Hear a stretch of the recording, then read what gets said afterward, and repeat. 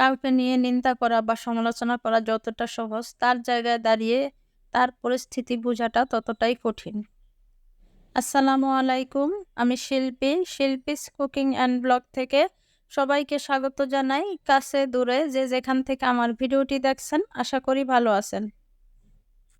প্রতিদিনের মতোই আমার দৈনন্দিন কাজ নিয়ে আরও একটি ভিডিও শেয়ার করতে যাচ্ছি আপনাদের সঙ্গে। আশা করছি আপনাদের ভালো লাগবে।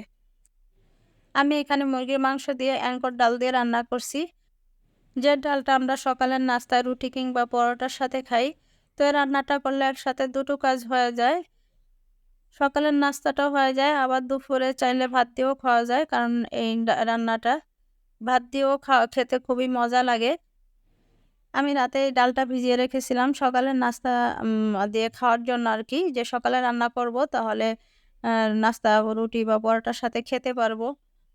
তো এখন আরকি সকালবেলা ভাবলাম যে আমি ডালটা মুরগির মাংস দিয়ে রান্না করে নিই, তাহলে একসাথে দুটো কাজ হয়ে যাবে। তো ডালটাকে আমি আগেই সিদ্ধ করে নিয়েছি আরকি, হাফ সিদ্ধ করে নিয়েছি। যেহেতু ব্রয়লার মুরগি অনেকটা নরম সফট থাকে, সিদ্ধ হতে বেশি সময় লাগে না। আর এই ডালটা মোটামুটি সিদ্ধ হতে একটু সময় লাগে, তাই আমি ডালটাকে আগে থেকে হাফ সিদ্ধ করে নিয়ে হয়তো দেখতে পারছেন যে বাটিতে রেখে দিয়েছি। তো এখানে আমরা মুরগির মাংস রান্না করতে সাধারণত যে মশলাগুলো ব্যবহার করি, ওই সব মশলা দিয়েই মাংসটাকে আমি কষিয়ে নেব একটু ভালোভাবে। কষিয়ে নিয়ে তারপর হচ্ছে ডালটা দিয়ে আরও কিছুক্ষণ কষিয়ে তারপর প্রয়োজন মতো ঝোল দিয়ে রান্না করে নেব। এই ডাল দিয়ে গরুর মাংস দিয়ে রান্না করে খেতেও খুব মজা হয়। তো গরুর মাংস দিয়ে রান্না করলে তখন আর ডালটা আগে থেকে সিদ্ধ করে নিতে হয় না, কারণ গরুর মাংসটা সিদ্ধ হতে এমনিতেও সময় লাগে। গরুর মাংসকে ভালোভাবে কষিয়ে তারপর ডালটা দিয়ে রান্না করে নিলেই হয়। এবার যে আমার মুরগির মাংসটা রান্না হয়ে গেছে, এখন আমি টালা জিরা গুঁড়া আর গরম মসলার গুঁড়া দিয়ে ২-১ মিনিট জাল করে তারপর হচ্ছে নামিয়ে নেব। আর এটা এখন অনেকটা পাতলা মনে হলো, যেহেতু ডাল জাতীয় তরকারি, ঠান্ডা হওয়ার পর কিন্তু অনেকটা ঘন হয়ে যাবে। এই তো আমার রান্নাটা হয়ে গেছে আর আমি এখানে হচ্ছে বেলে মাছ ভেজে নিচ্ছি। তো আমি এই বেলে মাছটা ভুনা করব।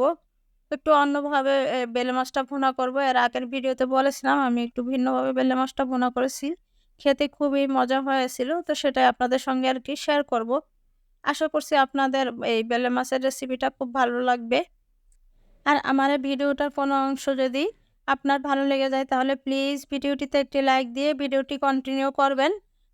আর আমার চ্যানেলে যদি আজই আপনি নতুন হয়ে থাকেন, তাহলে প্লিজ চ্যানেলটি সাবস্ক্রাইব করে নিতে পারেন। আর এই ভিডিওটি যদি ফেসবুক থেকে দেখে থাকেন, তাহলে পেজটি ফলো দিয়ে রাখতে পারেন। আর এই কাজটির কোনো একটি যদি আপনি করে দিয়ে থাকেন, তাহলে আপনাকে অসংখ্য ধন্যবাদ। তো রান্নাটা আমি আরও একদিন করেছিলাম, সেদিন খুবই মজা হয়েছিল। সেই ভিডিওটা আর আমি ডিটেইলসে শেয়ার করিনি। এতটা মজা হয়েছিল যে আজকে আমাকে আবার রান্না করতে হয়েছে। তো এইজন্য ভাবলাম যে ঠিক আছে, পুরো ভিডিওটা আরকি শেয়ার করি। আর এই যে রান্নার ফাঁকে আমি আমার আদা বাটা শেষ হয়ে গিয়েছিল। আদা ছিলে নিয়েছি। এখন আমি এগুলো রান্নার ফাঁকে ব্লেন্ড করে নেব আরকি। তো এখানে আমি পরিমাণ মতো তেল আর পেঁয়াজ দিয়ে কিছুক্ষণ ভেজে এরপর দিয়ে দিয়েছি হাফ চা চামচ পরিমাণ আদা বাটা, হাফ চা চামচ পরিমাণ রসুন বাটা। তারপর দিয়েছি হাফ চা চামচ পরিমাণ মানে জিরার গুঁড়া আর ধনিয়ার গুঁড়া। আর দিয়েছি হলুদের গুঁড়া, মরিচের গুঁড়া। এগুলো পরিমাণ মতো দিয়ে আমি মসলাটাকে খুব ভালোভাবে কষিয়ে নেব। তো রান্নার শুরুতে যেটা দেখিয়েছি আপনাদেরকে, যে বাটিতে ৪ থেকে ৫ টুকরো মানে তেঁতুলের বিচি আমি পানিতে ভিজিয়ে রেখেছি। তো আমি আজকের এই রান্নাটা তেঁতুলের এই কাঠ দিয়েই করব। পানির মধ্যে তেঁতুলের বিচিগুলোকে ভালোভাবে চটকিয়ে বিচিগুলো ফেলে দিয়েছি। তবে পানিটা খুবই পাতলা করে নিয়েছি। আর এখানে মসলার পরিমাণটা খুব কম পরিমাণ দিতে হবে। যেহেতু টক দিয়ে রান্না করা হবে, রসুন বাটাটা একটু দিতে হবে, আদা বাটা না দিলেও চলবে। আর জিরা গুঁড়া দিতে হবে। আর এই তো মসলাটাকে খুব ভালোভাবে কষানো হয়ে গেছে। এবার আমি মাছগুলো দিয়ে দিলাম।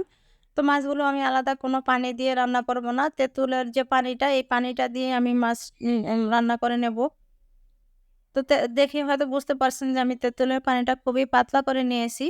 তেঁতুল বেশি নিলে রান্নাটা টক হয়ে যাবে বেশি, তাহলে আর খেতে ভালো লাগবে না। খুবই পাতলা করে নিতে হবে এবং বুঝে শুনে তেঁতুলের টকটা দিতে হবে। আমি এই পর্যায়ে সবটুকু পানি দেই না।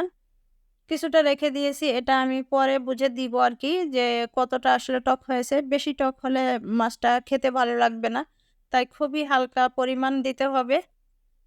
আর তেলের মধ্যে যে পেঁয়াজটা ভেজে নিয়েছি প্রথমে ফোড়নের জন্য, এই পেঁয়াজটাকে একটু ভালোভাবে ভেজে নিতে হবে। কাঁচা, কাঁচা থাকলে ভালো লাগবে না। একটু ভাজা, ভাজা হলে তো ভালো লাগবে আরকি, খেতে একটা ঘ্রাণ আসে। যেহেতু কোনো রকম ঝোল দেওয়া হয় না। তো এই তো আমার খুব একটা টক হয় না আরকি। আমি একটু দেখে নিয়েছিলাম।